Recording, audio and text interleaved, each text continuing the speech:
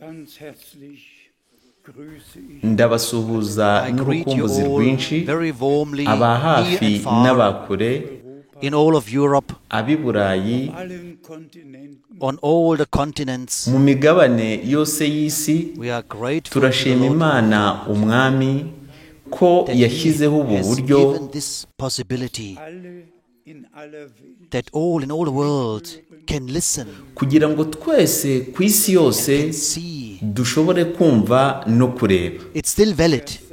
Ibi Gather biracyafite agaciro ngo my people nteraniriza ubwoko they bwanjye may hear kugira ngo my bumve words. amagambo yanjye.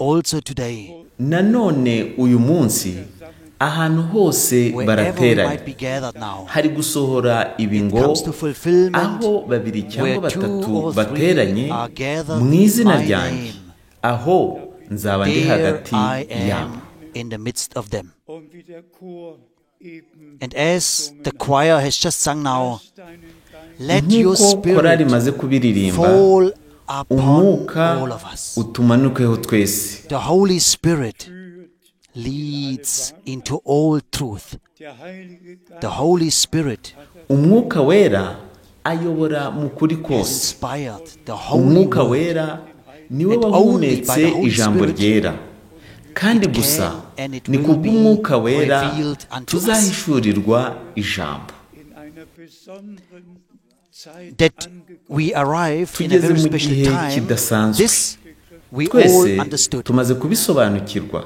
We all Twasobanukiwe came to know iby'ihinduka what ry'ikirere the riri climate gukora, change brings ubushyuhe with it. bw'isi. The global warming, and now with this Ubu virus, n'iyi virusi Corona. ya korona just incomprehensible. ntibyumvikana In 6 ukuntu weeks, mu byumweru bitandatu more than abantu 100,000 barenga ibihumbi people ijana died. bapfuye.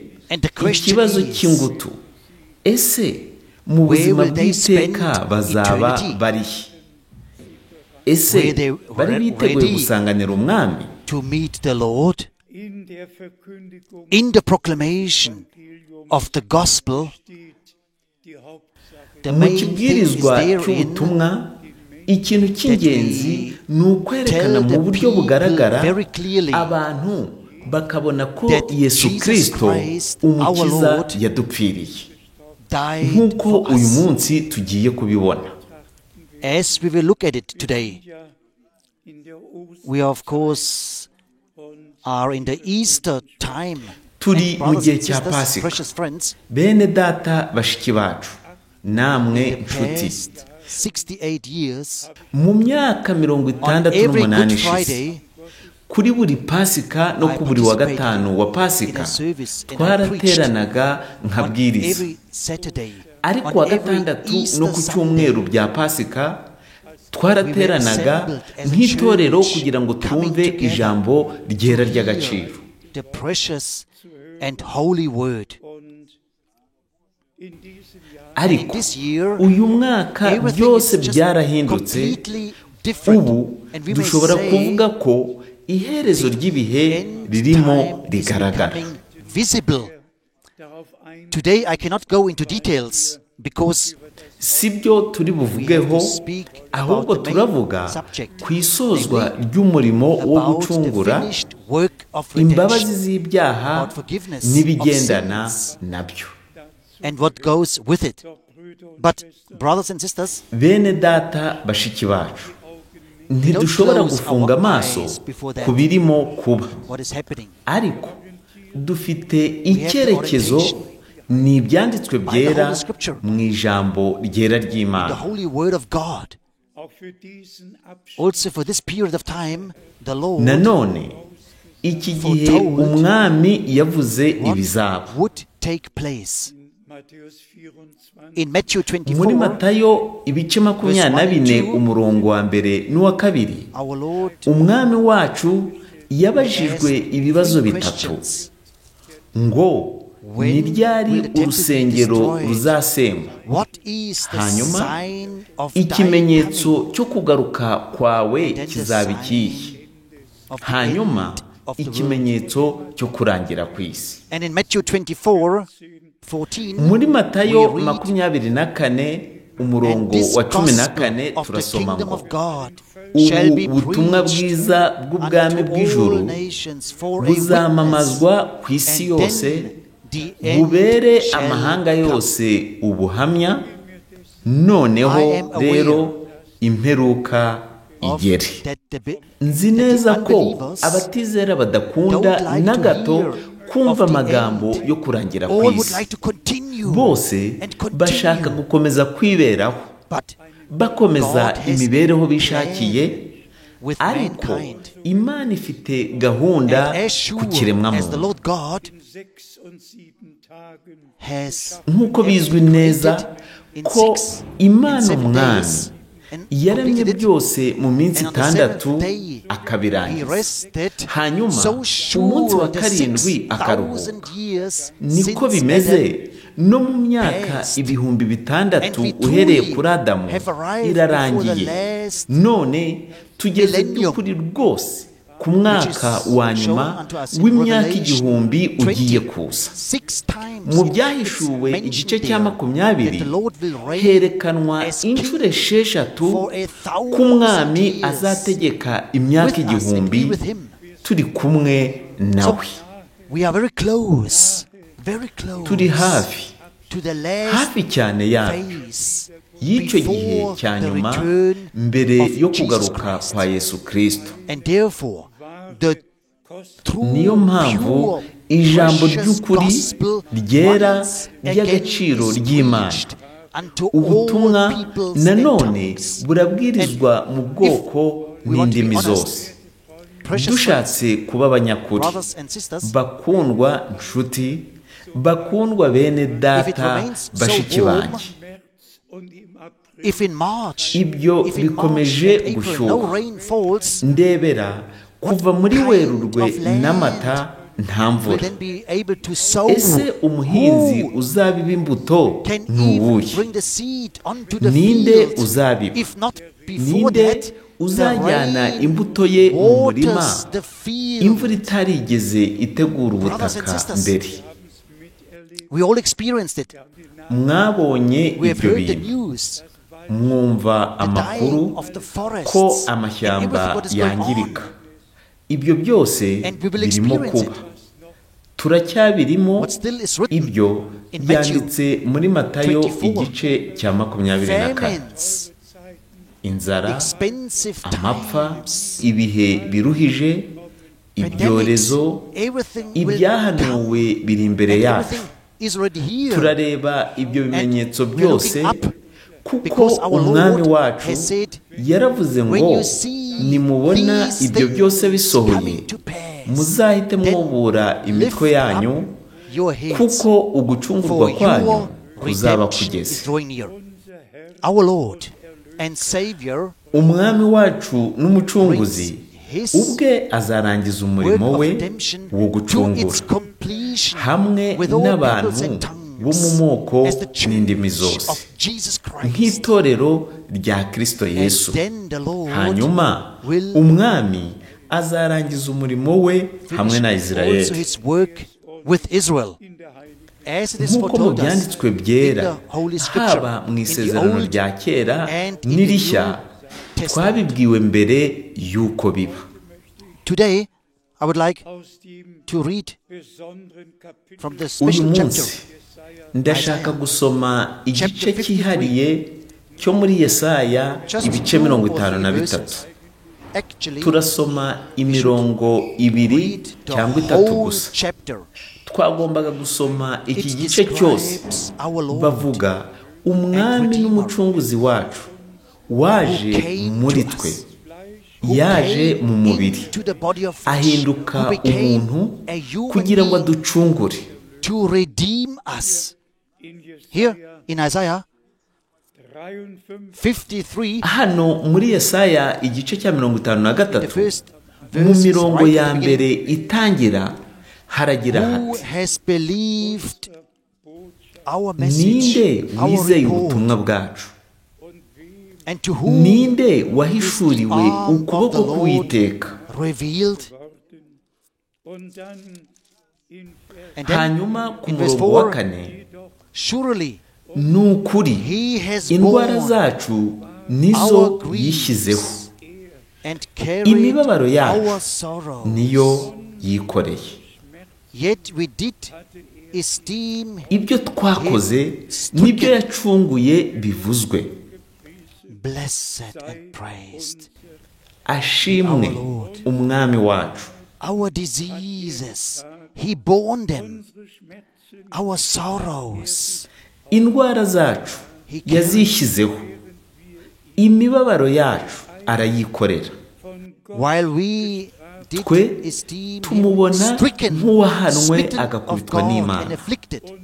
agasuzugurwa, But ariko yakomeretse kubw'ibicumuro byacu, for our transgressions, he was ashenjagurwa bruised. kubera For ibicumuro our byacu. iniquities, Igihano kiduhesha amahoro the cyaguye chastisement kuri we, of our peace was upon him. kandi ni kubw'ibikomere bye twakize. Hanyuma umuntu with his w'Imana stripes we arakomeza are akandika healed. ati twese twari inzererezi nk'intama. Verse 6, all we like Bene sheep have gone data astray. bashiki banjye, Brothers and sisters, natwe also we twari inzererezi went nk'intama. astray like Twese sheep. ariko God, Imana itugirira ubuntu, yatugiriye imbabazi. The divine message Ubutumwa of the bw'agakiza, salvation of the soul, of the imbabazi forgiveness of z'ibyaha. sins. The Agakiza salvation was kabwirijwe muri proclaimed Yesu Kristo through Jesus umwami Christ, wacu our kubw'ubuntu Lord, bwe. by grace. Ibyo It was given to us. turabihabwa. Now verse 10 None ku murongo wa 10 belongs into this mu context. mvugo y'ibintu particular. uhereye kuri Yet iki gitekerezo it pleased the ngo Lord ariko byanejeje to umwami bruise him. kumushenjagura He has put him to igihe grief. yari amaze When thou shalt gutanga make his ubugingo bwe soul an offering nk'igitambo for ku sin, bw'ibyaha, he shall azabona see urubyaro, his azarama, seed, azongerwa and shall prolong iminsi his ye. days, and the pleasure of the Ibi Lord shall bifite prosper in imbaraga. his hand. Just very mighty. Ibi Everything biranejereje foretold in ko byose advance. byavuzwe mbere. What is contained in the plan of salvation from God. Ibyari biteganijwe n'Imana mu mugambi w'agakiza, Especially turamutse tugiye mu isezerano rishya, 27. by'umwihariko muri Matayo igice cya 27 no mu zindi Other nzandiko. Gospels, the Lord went away Umwami of reproach. yanyuze mu nzira ziruhije, In mu Gethsemane, nzira zo gukozwa isoni.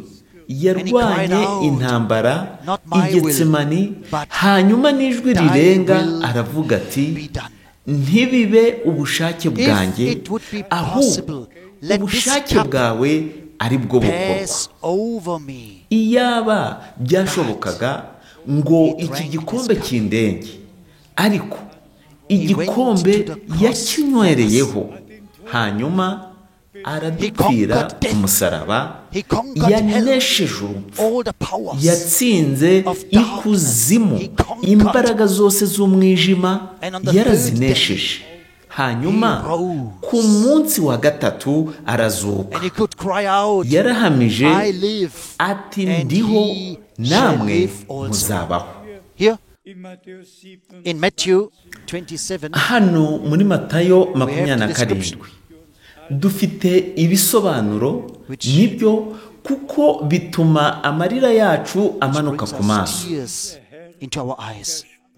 How our Lord was mocked, Uko umwami wacu yabaye urw'amenyo, crown of thorns they abantu made. baseka bamushyira ikamba ry'amahwa ku mutwe we, bamukwena nk'umwami w'Abayahudi. They called him, they mocked him as the king of the Jews. Bakundwa bene Brothers data and sisters, bashiki banjye, our Lord umwami n'umukiza wacu yanyuze mu nzira iruhije cyane, ariko asohoza he ugucungura. accomplished the redemption. Mushobora kubisoma, You can all read it. yarangije gucungura. By'umwihariko From verse 28 uhereye ku murongo wa to 28 n'uwa 29.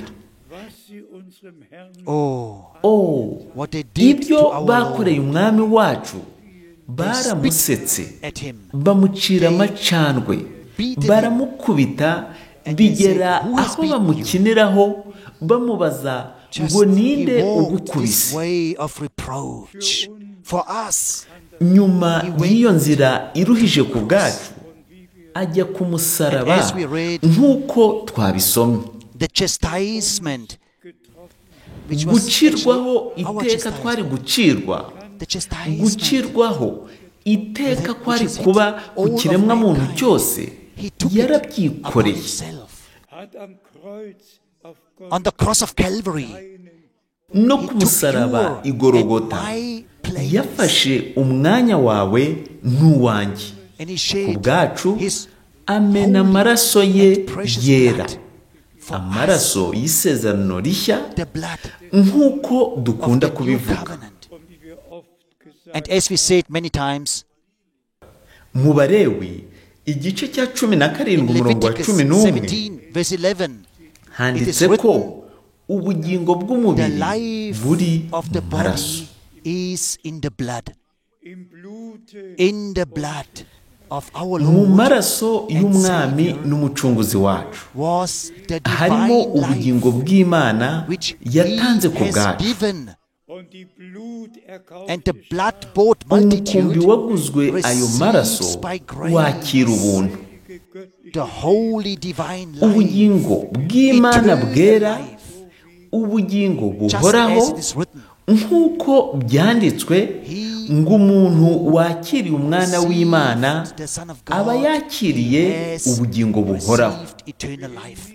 He who Umuntu does not receive him utaramwakiriye has ntabwo not ashobora life. kubona It's ubugingo just buhoraho. very important Ibyo ni ibyangombwa that we as human kuko beings nk'umuntu kumenya umugambi w'agakiza w'Imana yacu hanyuma tukaganduka ku bw'ako gakiza ntitugire icyo dushinja Imana ngo twari kuzimira nka Adamu nk'uko byanditswe ko kubw'igicumuro cyakozwe n'umuntu umwe cyinjiye mu isi bwa bose. so also Ni muri ubwo the buryo justification came through ugutsindishirizwa obedience kubwo of kumvira one. k'umuntu umwe It came to kwaje kubizera all bose who believe umwami wacu. our Lord. Twongere But tubivuge here we nanone, say it once again, umwami our wacu Lord yanyuze muri iyi nzira yuzuye way gusuzugurwa of reproach. i Getsemani, Via Getsemani, i Gologota, to Calvary. yagiyeyo He cried aravuga out, ati "It is byose finished." birasohoye. The redemption Ugucungura took place. agakiza God was karabonetse. in Christ. Imana and reconciled yari muri Kristo the world hanyuma yiyunga with n'abari mu isi ubwe. It's of course not enough Ntabwo byaba To bihagije celebrate kwizihiza Good Friday uwa gatanu wa or Pasika Easter. cyangwa kwizihiza celebrate. Pasika. We Tugomba must kwibonera ku giti cyacu experience what ibyasohoye happened for us ku bwacu, personally. imbabazi z'ibyaha forgiveness, byacu, The grace, agakiza ku bugingo salvation, bwacu, everything twagiriwe made by ubuntu grace, bwo kuba experience twakora iyo myimenyerezo buri wese And to it, ku giti cye. Of course, the Great Commission was Umurimo wo gutumwa given. hose waratanzwe, Therefore, go niyo into mpamvu all the havugwa ngo world mujye and preach mu isi yose The gospel. mubwirize ubutumwa To ku all baremwe creatures. bose. Ubwo ni It's the divine ubukozi commission. bw'Imana bwo kubwira ikiremwa To muntu tell cyavuye fallen mankind ko Imana yari muri God was Kristo. in Christ. No one Nta needs to get muntu lost. ukeneye kuzimira. He, as We the Savior, nk'umukiza He gucirwaho has iteka taken kwacu our chastisement yakwishyizeho. upon himself. No ku musaraba yarapfuye, died on the cross. arahambwa, He was buried. hanyuma And umunsi he wa gatatu rose azuka On the mu third bapfuye. day from the dead. Dann lesen wir Then we read im Johannes Turasoma In mu the Gospel butumwa of bwa John, Yohana igice cya chapter 19 19, umurongo wa 33 verse 33. haragira hati, But When they came dann aber to Jesus ariko bageze kuri Yesu and saw kamen that he was dead already, basanga amaze gupfa ntibamuvuna they amaguru break not his legs. dann haben sie ihm noneho umurongo wa 34 ariko umwe muri abo amucumita icumu mu rubavu uwo mwanya Pierced his side. havamo amaraso Then came the n'amazi blood forth and water. aber unser Herr hat ausgerufen But our Lord cried out, umwami yaravuze ati finished. birasohoye. And brothers and sisters, Bene data bashiki banjye let us say it with a twongere thankful heart. tubivuge n'umutima ushima Follow our Lord on this way. dukurikiye umwami And we are muri iyi grateful nzira that he walked this kandi way. turashima ko yanyuze muri iyi nzira He ku bwacu yishyura was without sin, ikiguzi we utaragiraga came icyaha na sin for kimwe us, so that we yahindutse icyaha might ku receive bwacu the justification. hano ku murongo wa 34 He will read uwo mwanya yamucumise icumu mu rubavu his side, amaraso and the arasohoka took ugucungurwa by his kuba grace. kuruzuye kubw'ubuntu bwe.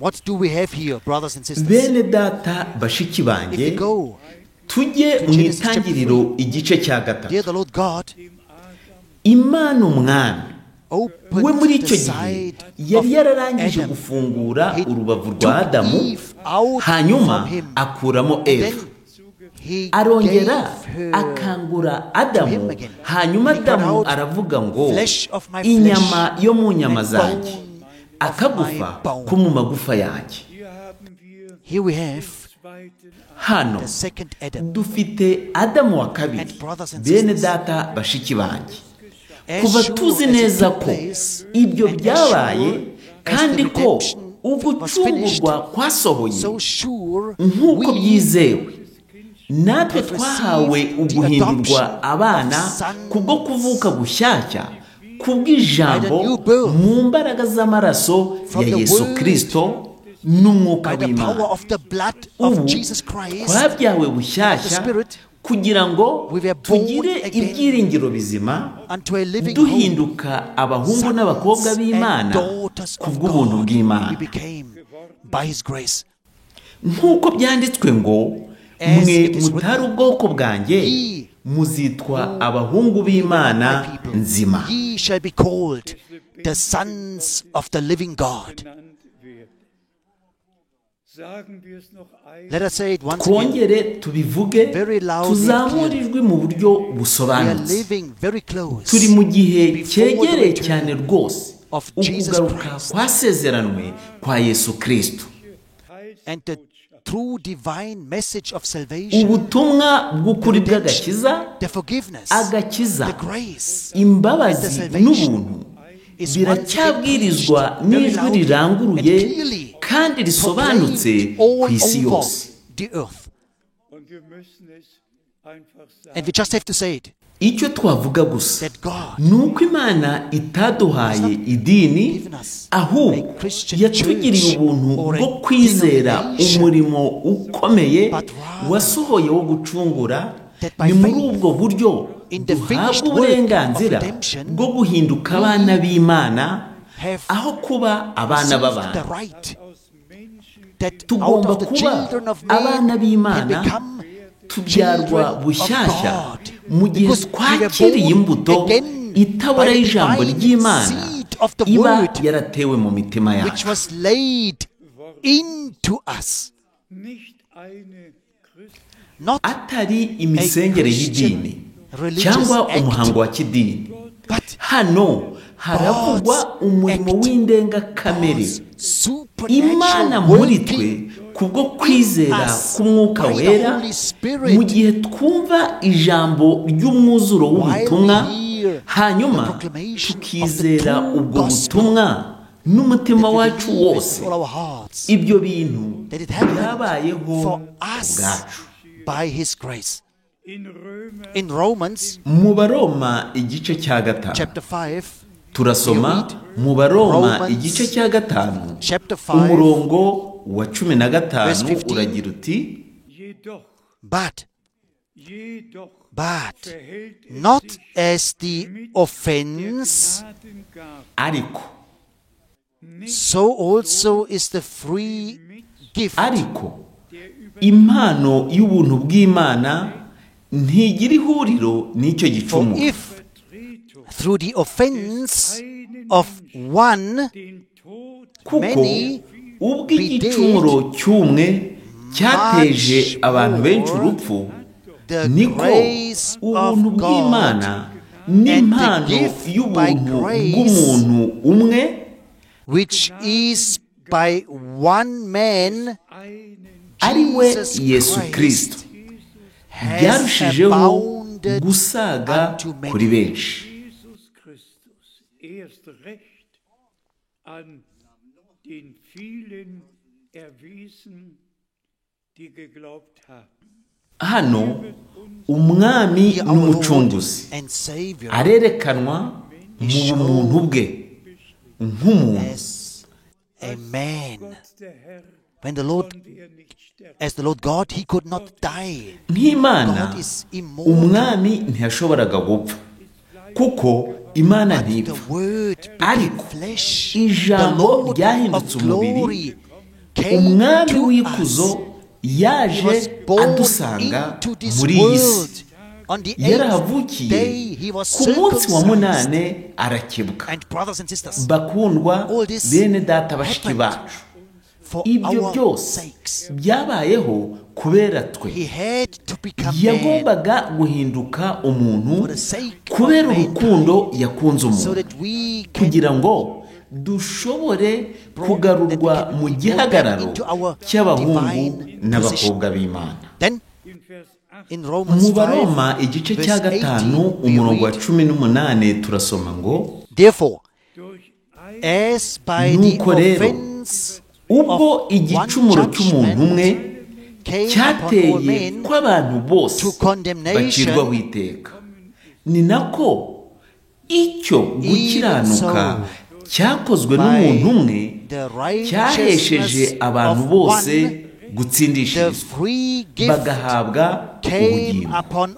all men nuko ku bantu unto bose justification of life. wie nämlich durch den nk'uko For as kutumvira by one k'umuntu umwe man's kwatumye bose disobedience baba many abanyabyaha, were made nuko sinners, byabaye ku kumvira so k'umwe by the benshi obedience bizabagira of one abakiranutsi, benshi shall many bazagirwa be made abakiranutsi, righteous. auch durch den einen, durch den Gehorsam des einen, By the obedience of one.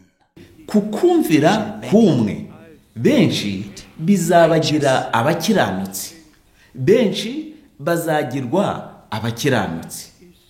Gewalt. This is mighty.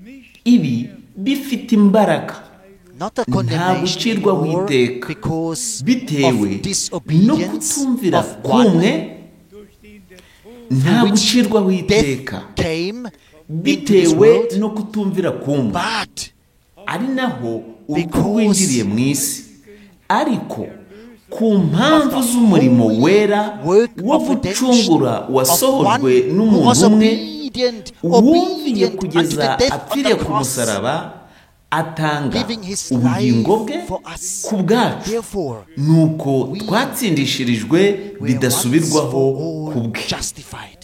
Umwami wacu Our bwo Lord be the kumwizera, Be the ikuzo, praise icyubahiro, throughout all gusingizwa eternity, bibi bye muri byose ibihe also byose, for all by'umwihariko these ku bw'iyi precious mirongo scriptures y'igiciro yo muri Bibiliya which are showing itwereka us ibyasohoye what happened n'ibyabaye for us. ku bwacu. In Ephesians Im 3. Kapitel, chapter 3, im 11.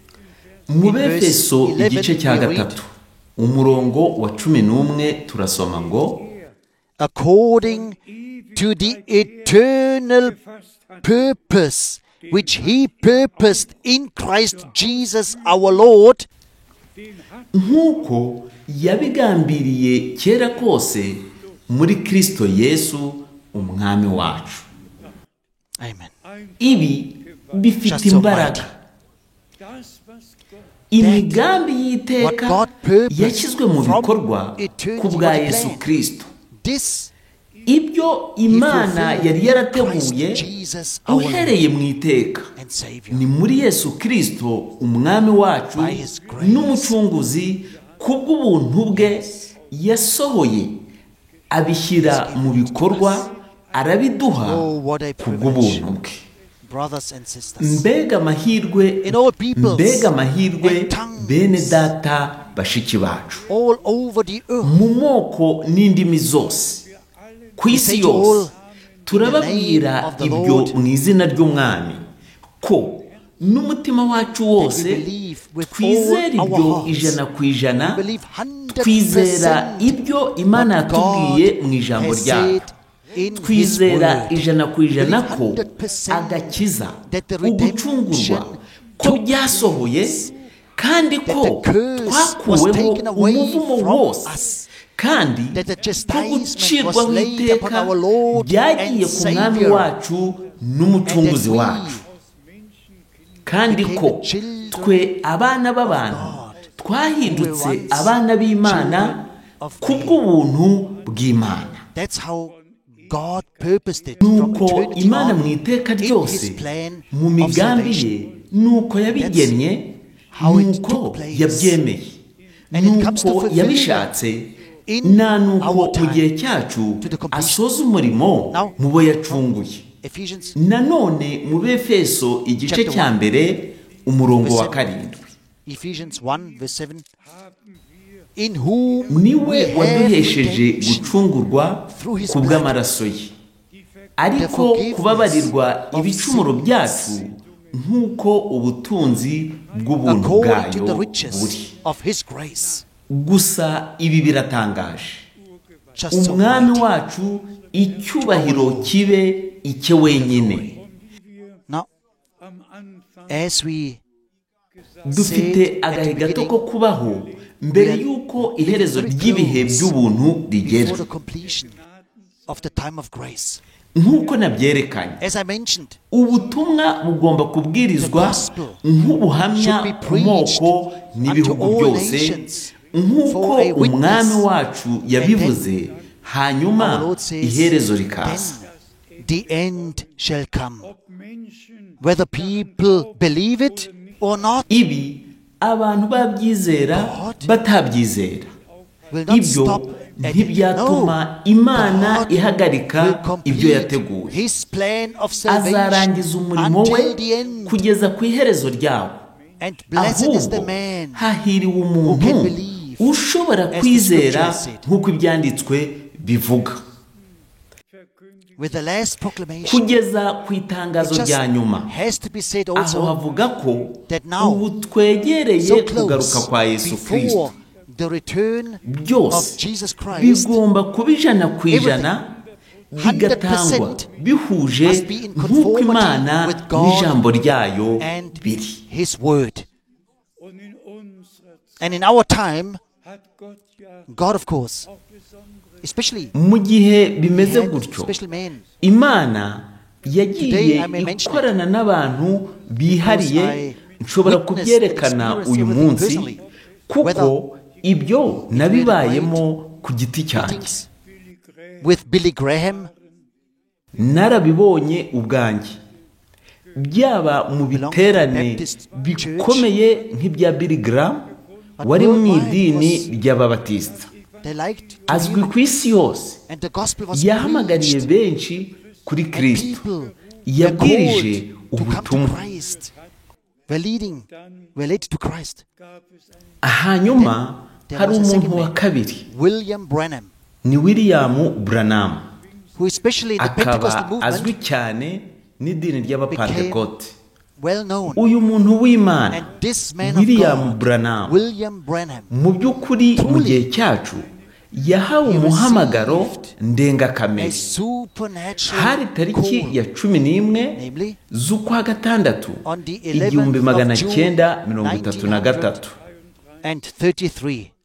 Ich sage nur den letzten. I just reka say the last mvuge portion. agace ka nyuma That's ku the birebana divine message n'ubu butumwa Which bw'imana was yari entrusted yashinzwe. to him Die ganze ubu would cover butumwa the bw'imana whole earth. bwagombaga kugera ku mpera z'isi. And brothers and sisters, lasst es mich heute let me say it today zum Zeugnis for a uyu testimony. munsi mureke bene data bashiki banjye nongere mbivuge nk'ubuhamya, To be understood correctly. kandi ndabasabye mubisobanukirwe mu buryo butunganye. Of course, Dufite tariki ya 2 Mata iri inyuma yacu. the 2nd of April, Tariki ya 2 Mata 1962, kuri nge was for ni me umunsi w'ingenzi, of the most important days when the Lord nibwo commanded umwami yantegetse to go kujya mu into yindi other mijyi cities kubwiriza preach ijambo rye. His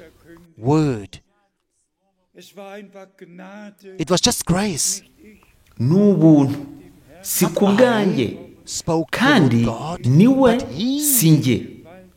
Si njye wavuganye n'umwami, niwe wamvugishije n'ijwi ryumvikana, hanyuma ambwira so that amagambo. the word is not only Ntabwo preached here aya magambo in Krefeld, yagombaga kubwirizwa but in hano all the i world Krefeld it gusa, should be preached. ahubwo yagombaga kubwirizwa ku isi Then I, of yose. course, die erste Mission made my first Ingendo missionary za trip mbere z'ibwirizabutumwa 1964 zatangiriye mu to Buhinde, India. hanyuma Then muri also to Yorodani na Isirayeli. Bene Brothers and data sisters, bashiki banjye, mu mutima wanjye still on my heart now. numva ngomba kongera kwerekana itariki ya To mention 2 the days Mata, in April. nanone Also the tariki 9th of ya 9 April. Mata. I would like to Impamvu mention this ikurikira reason, niyo because itumye mbigarukaho, we kubera arrived ko in a time tugeze mu gihe where aho Romans Abaroma 13 13 especially by'umwihariko has a ifite special meaning. ikisobanuye that every government ko is ordained by ubutegetsi God. bwose and bushyirwaho that all n'Imana. have to submit. Twese tugomba kugandukira powers. abatuyobora. And this we are Ibi doing nibyo dukora with all our hearts. n'umutima wacu wose, tutabyinubira, without tuguma getting mu angry ngo about zacu. it. We remain at home.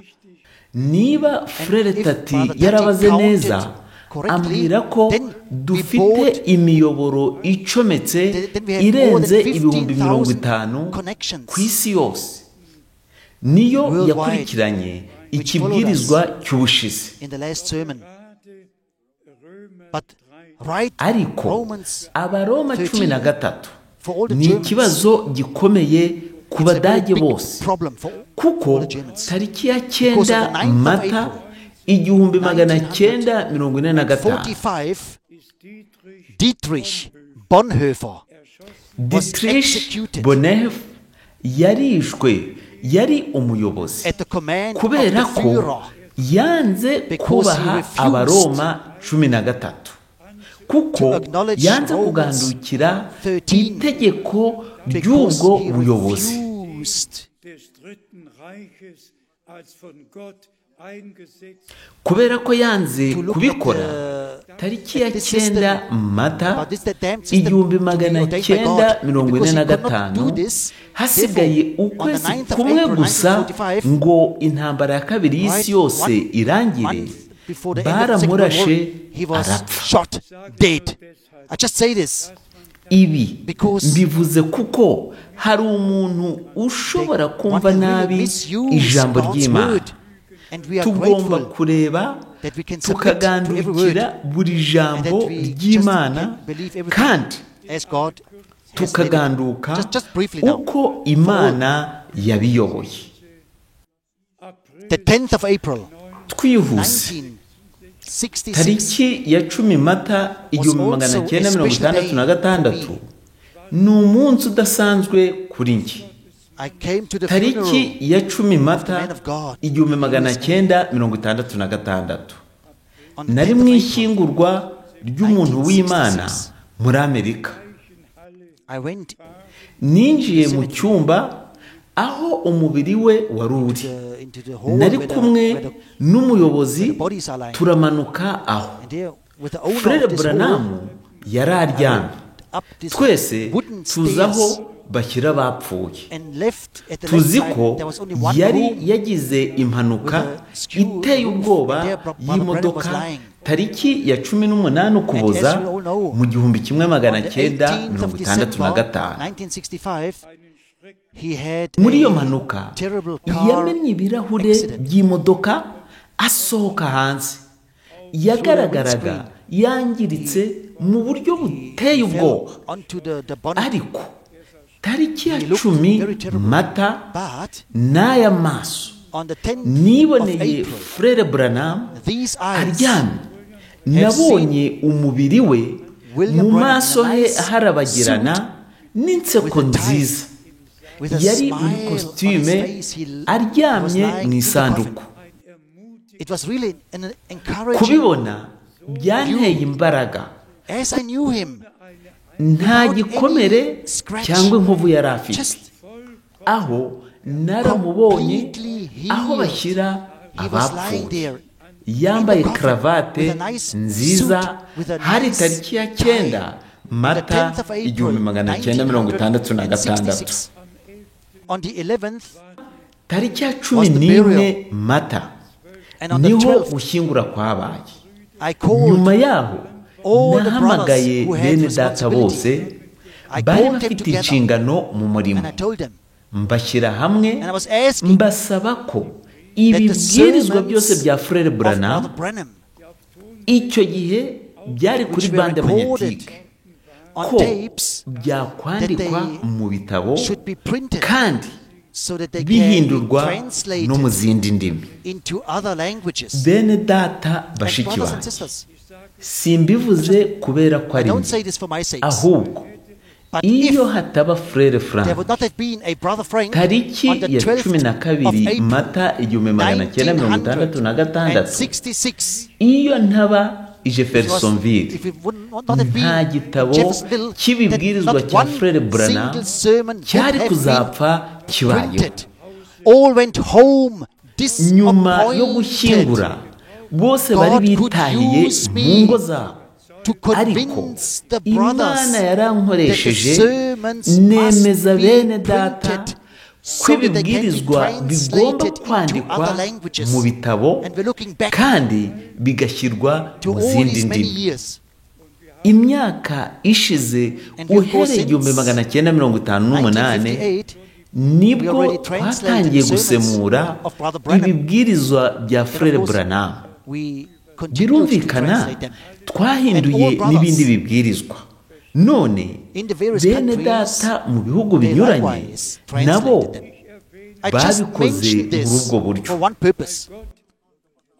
Because God by grace Imana has ku bw'ubuntu laid bwayo and planned iyo everything in yateguye byose advance, mbere, and that byose all were mu at the gihe right time, no mu at the nzira right bikwiriye place, kunyuramo. and so that the None last ubutumwa divine message bw'igihe cya nyuma could reach bwageze the ku ends mpera of the z'isi. earth. Ibyo Everything byose was already in the byari plan mu of migambi salvation of y'agakiza our God. As already y'Imana. mentioned at the beginning, Kandi nk'uko Lord nabivuze himself tugitangira, said umwami this wacu gospel of ubwe the kingdom of yarabivuze God shall be ko preached to all ubu nations, butumwa bw'ubwami all bw'Imana nations, buzabwirizwa for a witness. amahanga yose nk'ubuhamya. Hanyuma this took place ibi in byabayeho our time. muri iki gihe cyacu. With a sincere, N'umutima honest uzira heart, uburyarya imbere say before the Lord y'umwami God, dushobora kuvuga today, ngo uyu all these munsi scriptures ibi byanditswe and everything ibyo what umwami God yateganyije ordained ku and bw'iki purposed gihe for this time period is being byasohoye fulfilled mu maso before yacu, our very ndetse eyes. Also concerning the n'ibirebana end time, n'ibihe bya nyuma, the signs of the end ibimenyetso time, by'ibihe bya nyuma everything is byose fulfillment ni of ugusohora Bible prophecy. ku buhanuzi bwa Bibiliya. To us, it's mainly about Kuri twe ikitureba that part which ni concerns igice the kirebana church, the n'itorero, calling out, guhamagarirwa the preparation gusohoka, unto the kwitegura glorious day of the return of kubw'umunsi Jesus Christ our uhebuje Lord. wo kugaruka wa Because Yesu thus Kristo. it was umwami said wacu. to Brother Branham, uko as John the Baptist niko was sent to forerun the byabwiwe mwene first data coming Branham of Christ, ngo nk'uko yohana umubatiza yoherejwe nk'integuza yo kuza kwa mbere kwa Yesu Kristo, nuko n'ubutumwa uhawe n'ubutumwa uhawe buzabanziriza kugaruka kwe kandi buzajya ku isi yose. Uyu munsi ibi byanditswe, aya masezerano ya Bibiliya nayo arasohoye mu maso yacu. Uyu munsi ibi byanditswe, aya masezerano ya Bibiliya nayo arasohoye mu maso yacu ku isi yose. Tugomba kubura imitwe yacu kandi tugomba kumenya ko gucungurwa kwacu kugeze. Hano dufite gusobanukirwa icyerekezo ku buryo bwuzuye. Ku Mwami ishimwe nirye ku bw'ibyo. Kubwo kurangiza, nshaka gukubita umusumari ku murimo wo gucungurwa wasohoreye i Karuvali. Kiri uwo murimo n'umutima wacu wose. Ibyo umwami yaduteguriye, turavuga tuti wenyine yarakoze. Umwami yakoze ibintu bikomeye ku bwacu. Umuntu wese ushobora kwizera ubu ibyo ibyanditswe bivuga yagiriwe ubuntu mu maso y'Imana. Umuntu wese udashobora kwizera Imana aba ahinduye Imana umubeshyi. Uko niko ibyanditswe bivuga, ni nako intumwa Yohana yashoboye kubyandika. Twizera Imana, twizera ijambo ryayo, twizera ko turi hafi cyane mbere yo kugaruka kwa Yesu Kristo umwami wacu. Abantu bose bafite amatwi yo kumva nibumve ibyo umwuka abwira amatorero. Hanyuma haza iri sezerano ngo unesha azahabwa byose.